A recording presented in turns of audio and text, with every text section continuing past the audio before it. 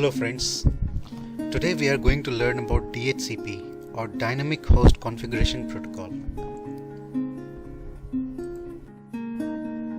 In this video we are going to see what DHCP is, what it does, why it is important and how it is configured on a Windows Server 2016. So DHCP, as the name stands, Dynamic Host Configuration Protocol, performs the task of dynamically allocating IP address to the machines which are connected on network. Now, as we all know, a machine, in order to communicate with other machines in the network, requires something called as IP address. There are two ways in which a machine can be assigned an IP address. One is statically, another is dynamically. Now, if you're just working with a couple of machines, it's alright. Those machines can be given IP statically. However, consider you're working in a corporate environment where there are hundreds of thousands of machines which we have to manage and provide IP addresses. It's really not possible to log on to each of them and then provide IP address statically. Therefore, DHCP comes into the picture. So let's look at how DHCP actually works. It's a four-stage process. So step number one, or should I really say step number 0, is when a machine comes onto the network, it broadcasts. It does not have any IP address assigned, so it broadcasts a message on the IP address 255.255.255.255 or any other IP address which is assigned as the broadcast IP address. It tries to reaches out to server or anyone for that matter to get the IP address. This process is called DHCP discover.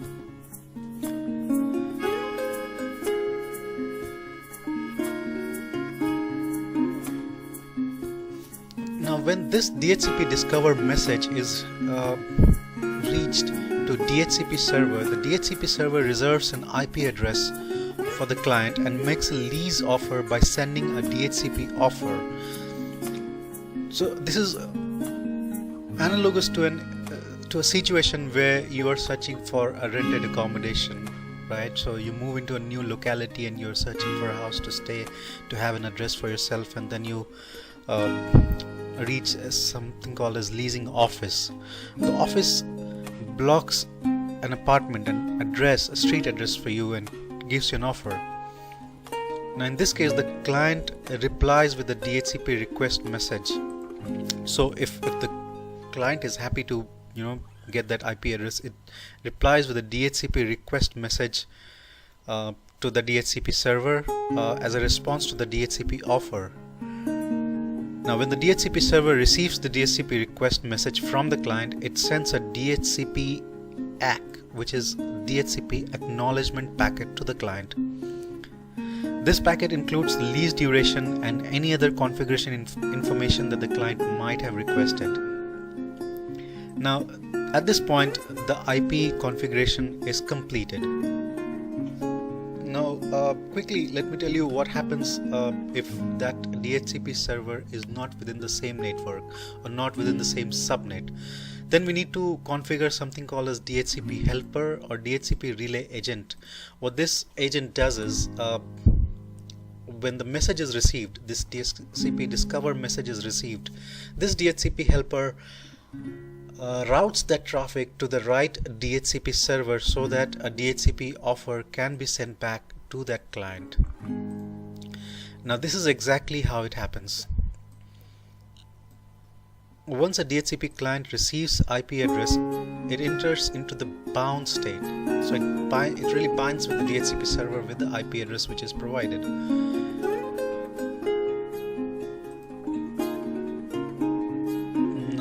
In this picture, I've tried to dynamically, diagrammatically explain a DHCP client which is connected to a DHCP server through a network tunnel. Now, what happens is a DHCP discover message is sent out using the broadcasting. A DHCP offer is sent by DHCP server. A DHCP request is sent by the DHCP client, and a DHCP acknowledgement is sent back from the DHCP server. Now, the thing to understand here is what happens when that lease duration expires. So let's say a DHCP server has given an IP address to a DHCP client, to a client which is configured to get IP address DHCP. Along with the IP address, it provides something called as lease duration. Now, if the duration is set for 1 day, which is 24 hours, the client tries to renew its lease. Alright, so if the lease is set for a day, after the somewhere around the 50% time, that is let's say 12 hours, the client tries to reach out to the DHCP server again, saying, hey, I knew that you gave me an IP address. I knew that IP address was valid for me for a day. Now I've already consumed 50% of that duration. Can I have that lease extended for another day? At which point the DHCP server sends back a DHCP acknowledgement or DHCP denial. Now what happens if the server does not receives this message at the 50%? So the client will keep on trying to request at the 50% durations. So first it will reach out at 12th hour, then out of the remaining 12 hours it will reach out at the 6th hour, then if it still cannot reach, then it will try to reach at another 3rd hour, and likewise it goes up to a certain amount of time, and that's how the lease is renewed. Alright, so let us now see how a DHCP role is actually configured. Back on my machine, this is a Windows Server 2016 machine, and let me quickly open the server manager. As you can see, I have already installed ADDS service on this server, as well as configured the DNS. So as you can see, I have given it a meaningful name indicating it's my domain controller, and this is the first domain controller of my vjxl.local domain, and I'm now going to install the DHCP server role. So let's get into the dashboard, click on add roles and features, click on next here, click on next here, select the server where you want to install. In this case I'm installing on my domain controller. Select the DHCP server role, click on add feature, click on next, click on next here,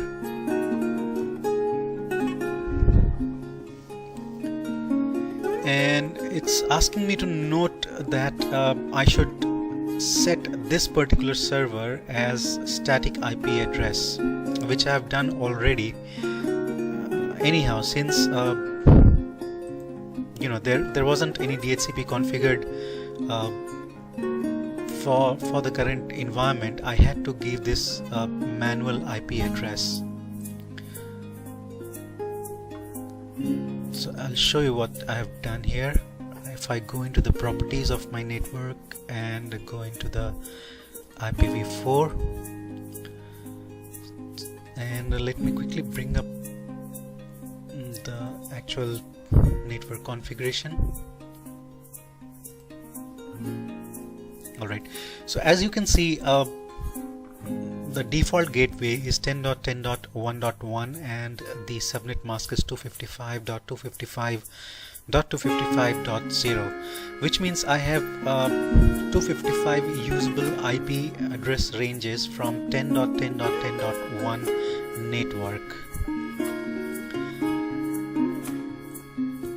And once I configure the DHCP, I'm going to configure something called a scope. Scope is really a boundary within which the DHCP assigns IP addresses to the clients which are configured to fetch the IP address dynamically. Alright, so let's go ahead and click on next here. it's now all set to start installation process, and it says starting installation. I'm going to pause this video just for a while so that it can finish installation. Alright, so as you can see, the DHCP installation is completed successfully. It actually completed the installation in fairly quick time, 3 to 4 minutes. So if you're looking at this section of the video and wondering why it's showing so much time, it's because I took a longer pause. So anyway, let's now configure the DHCP to make it usable. Alright, so it's asking me to create the DHCP administrators and DHCP users. We will see in a while it will create itself. Let me quickly show you that if I go under Active Directory, there is no such users called DHCP administrator and DHCP user. Let me click on next, and it's asking me to authorize the DHCP. Now remember, a DHCP server has to be authorized in order for it to start giving out the IP addresses. I can either authorize it using the current logged on credential, or I can specify another credential. Well, right now I'm going to use the administrator credential, and let me click on commit. It says create security groups done and authorizing DHCP server done. So let's refresh the Active Directory users and computer, and there it is, the DHCP administrators and users group created. And so let's close this console and let's launch the DHCP.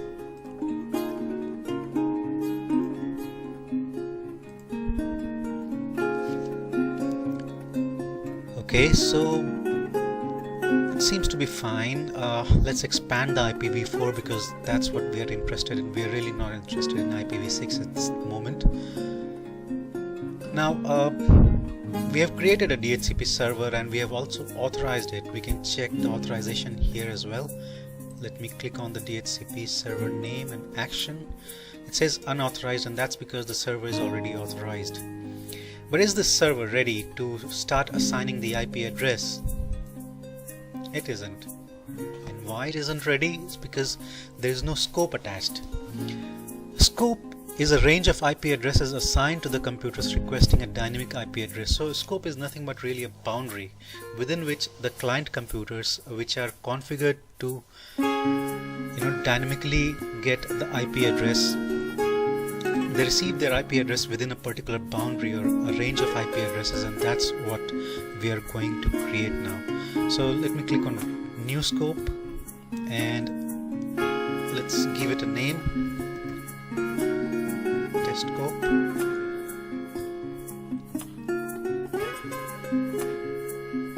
And we know the gateway IP and the subnet, so let's say 10.10.10.1.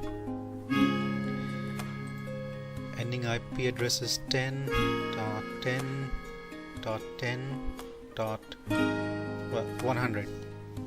I'm never going to have so many computers in my lab, but anyways, so this is the IP address. It says IP address, however this address is not going to get allocated because this address is already belonging to my default gateway.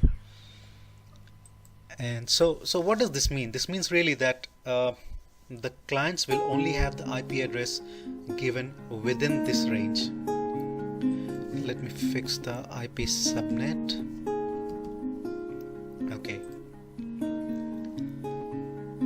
Alright, so let me click on next. Now it says type the IP address range that you would want to exclude. If you want to exclude a single address, type an address and start an IP address only. So let's say within this range of IP address, I have reserved some of the IP which I want to use for domain controllers, my print servers, or any other management purpose, and I don't want the DHCP server to start dynamically allocating those IPs to the clients. I can either give the range here, like let's say 10.10.10.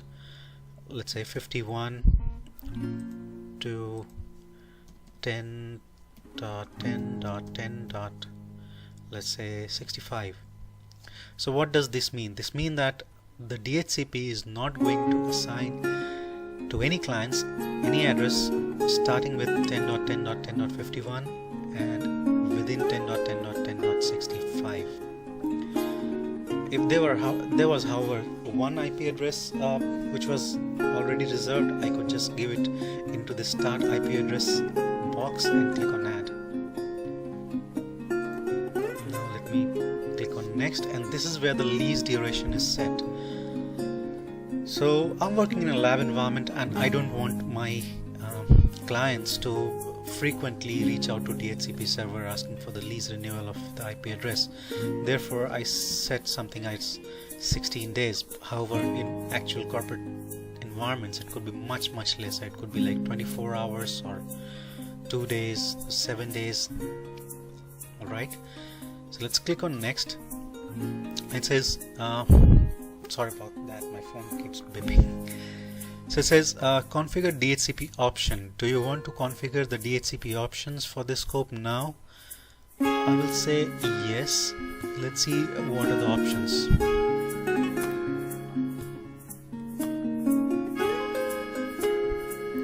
It says to add an IP address for a router used by the client, enter the address below. So I'll just mention here the IP address of my gateway. Click on add and move to the next. It says you can specify the parent domain you want the client computers on your network to use for DNS name resolution, and here it is. This is my domain name. Now as we see, it's asking to configure the scope client to use the DNS servers on your network. It has already picked up the server IP or the IP address of the server where the DNS is configured.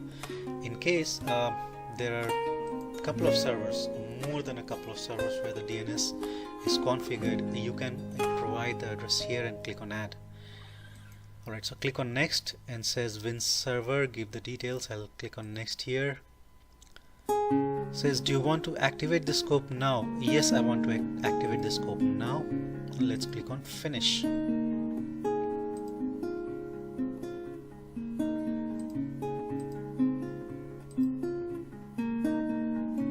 Okay, so as I see it's taken the address range, and right now there is nothing really on that range, any client which is connected. And these are the options. Now remember, these are not the only options which you can configure. There is a whole lot of options. You can set the time server, you can set the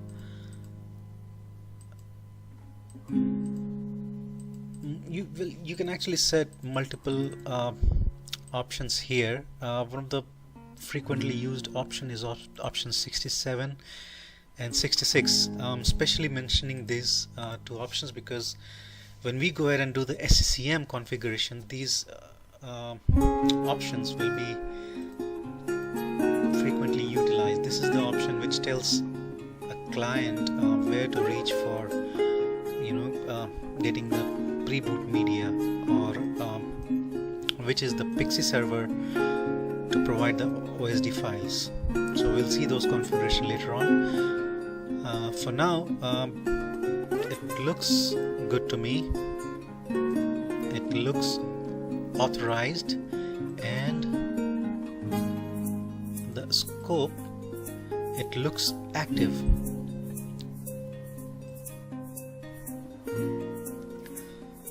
Alright, so what I've done in the meantime is I've created another VM and added it to the domain. So here's my VM.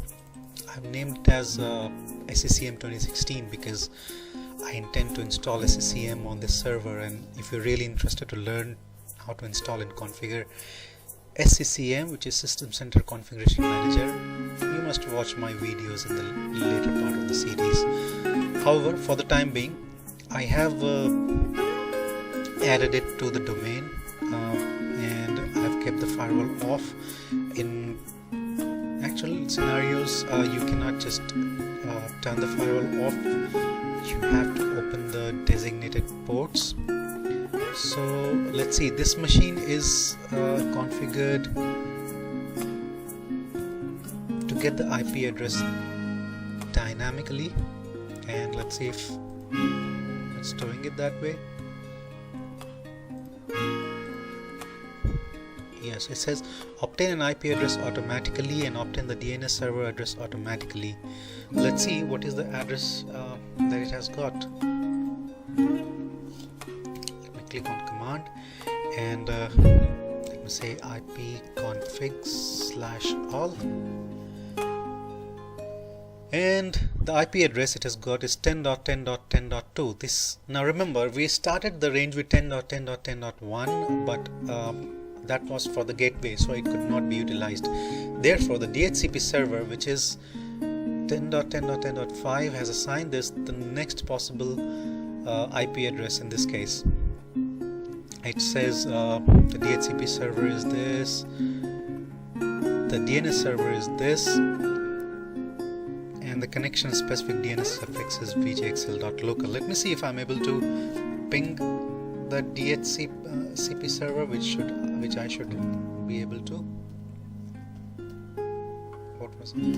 5 says yes, pinging. And so let's quickly go and check how are things in our DC. Alright, so here I am back in my DHCP, and if I go under address lease this time, I see and the DHCP has created a record stating that this particular host name has got this particular IP. And let's quickly check in the DNS. So I go into my domain and check in the forward lookup zone. So here it is.